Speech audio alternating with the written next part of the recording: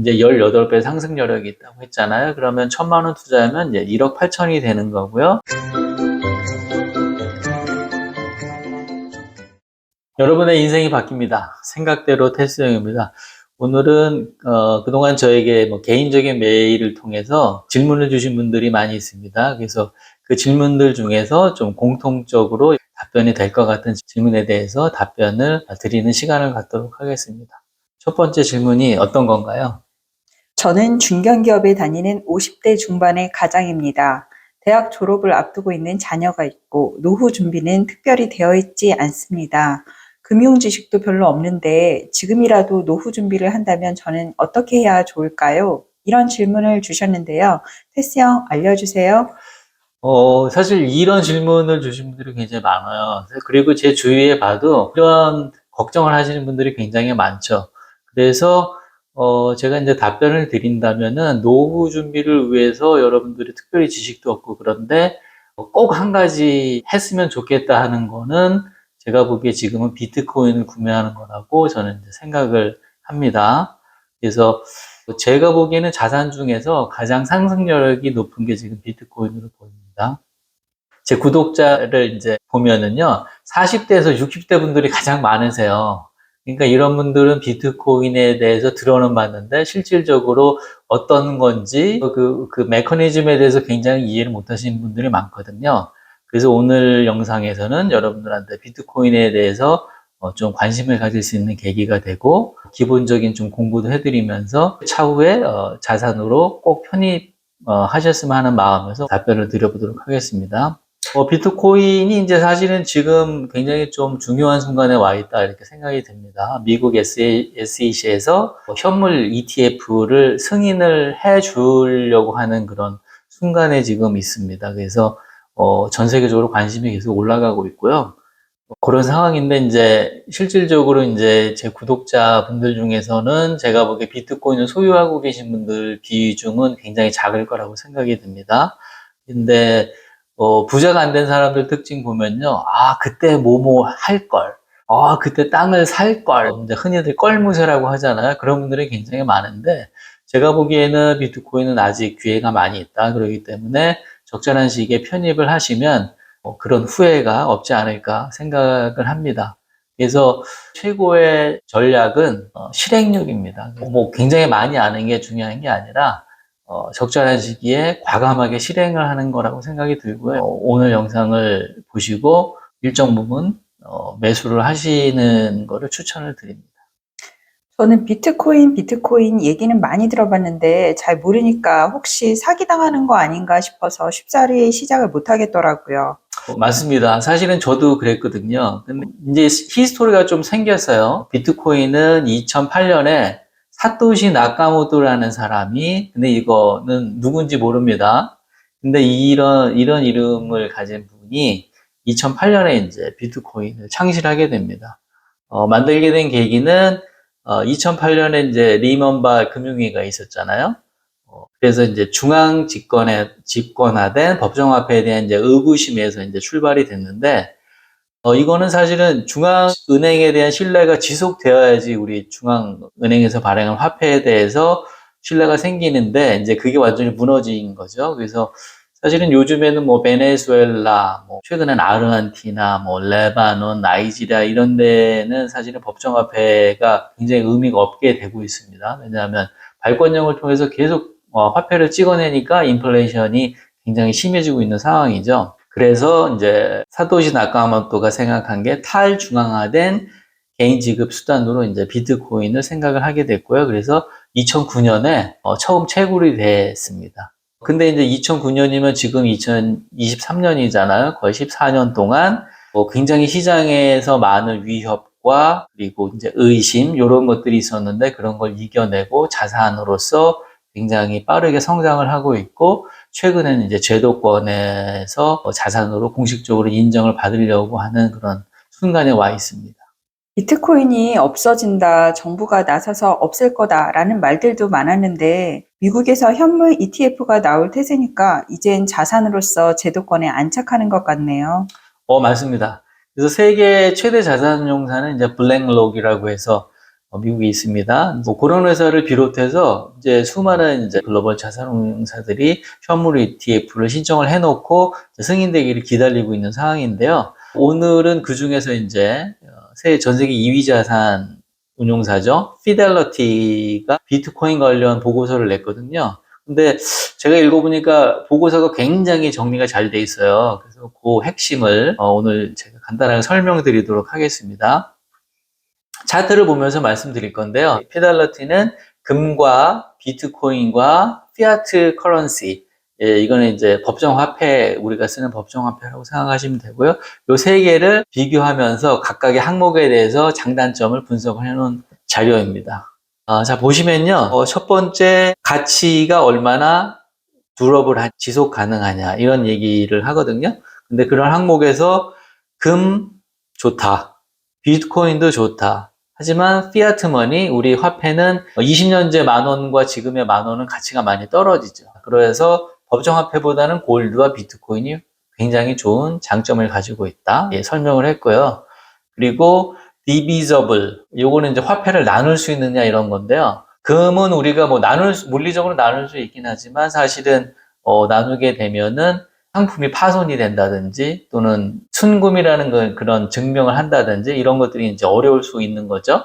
그렇고 이제 화폐나 이제 비트코인은 쉽게 나눌 수가 있습니다. 뭐 10,000원짜리는 5,000원짜리 두 개로 나눌 수가 있고요. 원 비트코인은 1억 사토시로 우리가 계산을 하거든요. 그러니까 1억 분의 1로다가 우리가 얼마든지 비트코인은 나눌 수 있고 거래할 때도 0.1 비트코인, 0.001 비트코인을 우리가 살 수가 있습니다. 그런 측면에서 금보다는 법정화폐와 비트코인이 우수하다 이런 얘기고요. 펀저블, 이거는 이제 대체 가능하냐 이런 얘기인데요. 골드를 여러분들이 순금을 가지고 다른 나라에 가도 쉽게 우리가 교환해서 쓸 수가 있습니다. 비트코인은 뭐 말할 것도 없죠. 금보다 더 우수하죠. 하지만 이제 돈 같은 경우는, 물론 달러 같은 경우는 다른 나라에 가서 환전이 쉽게 되지만 사실은 우리 원화라든가 뭐 기타 우리보다 국력이 약한 나라의 돈은 다른 나라를 가서 환전해서 쓰는 게 굉장히 어렵습니다. 그러니까 펀저블한 거는 사실은 이제 비트코인이 최고, 그 다음에 이제 금 이렇게 되는 거죠.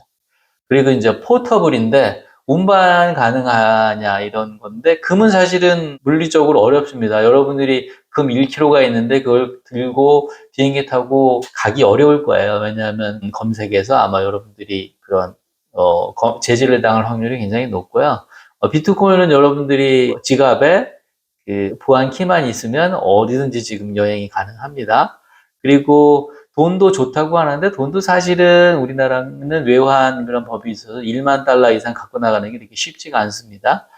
그런 측면에서 비트코인이 이제 최고 좋죠. 그리고 증명 가능하냐 이런 얘기가 또 있는데, 금 같은 거는 사실은 우리가 위조의 위험이 있습니다. 위조라고 하면 이제 순금 함량이 미달이 된다든지 또는 18K를 뭐 24K로 한다든지 이런 측면에서 조금 위험 요소가 있고, 돈도 또 위조 화폐가 있잖아요. 북한에서 뭐 미국의 100달러를 위조 지폐를 운용에다가 뭐 걸린 적도 있고요. 그런데 이제 비트코인은 이 블록체인이라는 기반으로 해서 절대 카피나 복제가 불가능한 시스템입니다. 그렇기 때문에 이 측면에서도 압도적으로 verifiable 한 거는 이제 비트코인이다, 이렇게 피델러티는 주장을 하고 있고요. 그 다음에 희소성입니다. 희소성 측면에서 보면 금도 굉장히 희소하죠. 굉장히 많으면 금값이 이렇게 비싸지 않겠죠. 근데 이제 금은 이제 공급 측면에서 보면 새로운 금광이 계속 탐사되고 있고 일정 부분의 그런 금들이 계속 시장에 나올 확률이 굉장히 높습니다. 하지만 비트코인은 상대적으로 2,100만 개까지만 발행이 되도록 프로그램이 돼 있어요. 그래서 지금 이제 1,900만 몇십 개가 지금 채굴이 되어 있는데 앞으로 채굴될 수 있는 양은 100만 개가 이제 넘는 수준인 겁니다. 정해져 있기 때문에 얘는 더 이상 채굴이 불가능하기 때문에 희소성 측면에서는 뭐 최고로 좋은 자산이다, 이렇게 얘기를 하고 있고요. 우리가 법정화폐는 계속 찍어내기 때문에 미국 달러의 위기라고 지금 얘기하고 있잖아요. 미국 달러도 계속 찍어내고 있기 때문에 그런 화폐, 피아트 머니는 사실은 희소성은 굉장히 떨어진다, 이렇게 얘기를 하고 있습니다. 그 다음에 이제 트랙 레코드, 얼만큼 역사적으로 검증됐느냐 이런 얘기인데, 금은 뭐 기원 전부터 귀한 금속으로 그리고 로마 시대 때도 교환의 화폐로 다 활용됐기 때문에 굉장히 이제 그런 역사성이 있죠. 상대적으로 이제 법정화폐라든지 비트코인은 이제 역사는 상대적으로 짧다. 그래서 이제 트랙 레코드 측면에서 금이 가장 우수하다 이렇게 얘기를 합니다. 지금까지 이제 말씀드린 그 여러 가지 항목으로 이제 세 개 자산을 비교해 보면요, 금이 역사성, 트랙 레코드 측면에서만 다른 화폐보다 우수하지만 사실은 비트코인은 그 항목을 뺀 모든 항목에서 가장 우수하게 지금 평가를 받고 있습니다. 그래서 피델리티는 가장 완벽한 돈이다 이렇게 말을 하고 있습니다. 그러네요. 비트코인의 장점이 어마어마하게 많네요. 태수 형, 비트코인은 얼마까지 갈까요? 사실은 저 비트코인이 얼마까지 갈지는 저는 알 수가 없습니다. 물론 이제 그걸 알 수 있는 사람은 또 저는 세계에 없다고 생각을 합니다. 하지만 이제 제가 금과 비트코인의 그런 속성들에 대해서 피델리티 자료를 통해서 말씀을 드렸는데, 거의 모든 면에서 비트코인이 금보다 우수하다. 특히나 희소성 측면에서 더 그런 면이 저는 이제 되게 중요하다고 보고요. 그런 측면에서 보면 적어도 금의 시총만큼은 상승할 거라고 저는 생각을 합니다.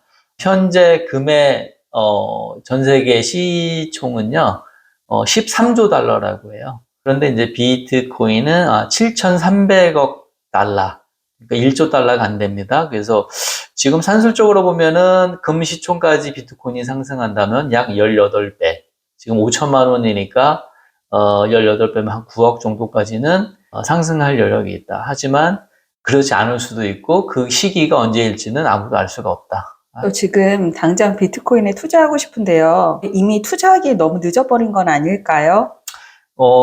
절대 그렇지 않습니다. 여러분 주변에서 비트코인을 보유한 사람을 한번 점검해 보세요.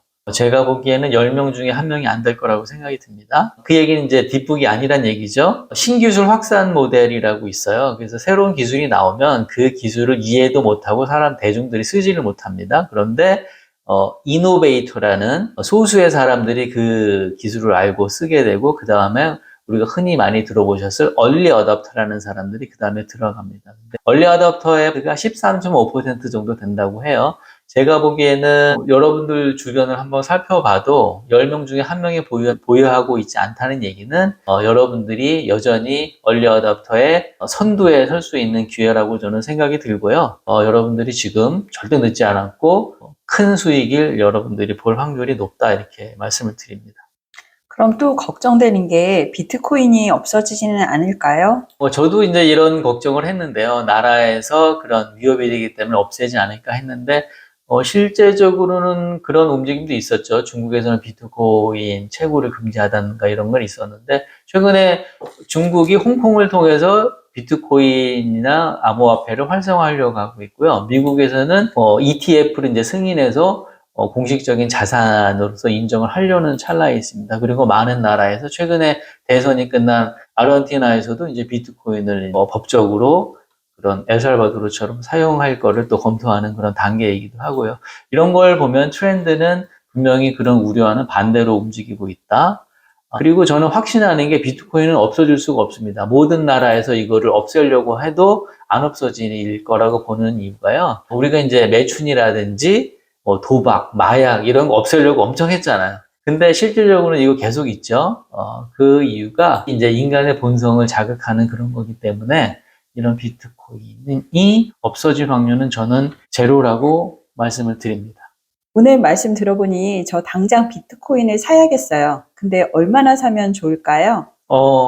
일단 여러분들이 제 말씀을 듣고 바로 사는 것도 좋다고 생각이 듭니다. 근데 일단은 여러분들 또 공부를 한번 해보시고요. 스스로에 대한 확신도 갖는 것도 굉장히 중요하다 생각이 듭니다. 그래서 처음이니까 뭐 묻지마 투자를 하신다면은 저는 연말이나 연초에 여러분들이 회사를 다니면 보너스라든지 인센티브라든지 설 상여가 나오는데 그런 여윳돈이 생긴 거는 저는 뭐 바로 사셔도 전혀 문제가 없다 생각이 들고요. 그 다음에 이제 추가적으로 공부를 하시면서 더 많은 자금을 여러분들이 하시는 거는 고려해 보시면 좋을 것 같습니다. 예를 들어서 지금 50대인데 노후 준비 전혀 안 돼 있어요. 근데 한 1,000만 원 정도 여윳돈이 있다. 그러면은 지금 이제 비트코인을 샀다고 가정을 해보면요. 아크 인베스터의 돈나무 언니, 캐시우드 이런 분들은 뭐 2030년에 베이스 케이스 기본적으로 한 65만 불 이 정도는 갈 거다. 지금 한 8억 뭐 이 정도 되겠죠. 베스트 케이스는 뭐 150만 불까지도 보고 있어요. 150만 불만 18억 뭐 이렇게까지도 보고 있습니다. 그렇기 때문에 어쨌거나 금만큼 오른다고 가정했을 때 이제 18배 상승 여력이 있다고 했잖아요. 그러면 1,000만 원 투자하면 이제 1억 8천이 되는 거고요. 여러분들이 국민연금을 받기 시작할 때 국민연금 외에 매년 18년 동안 매달 100만 원씩의 여유 자금이 생길 수 있는 거기 때문에 1,000만 원 정도 투자해서 이렇게 된다면 여러분들의 노후에 굉장히 큰 기여를 할 수 있다 생각합니다. 제 노후를 위해서 당장 사야겠어요. 자, 오늘은 구독자 여러분들이 많이 질문을 주셨던 은퇴 준비가 안 돼 있는데 지금 뭐 하나를 할 때 어떤 걸 하면 좋을지 이런 거에 대해서 답변을 드려봤습니다. 구독, 좋아요 해주시면 여러분의 노후가 바뀝니다.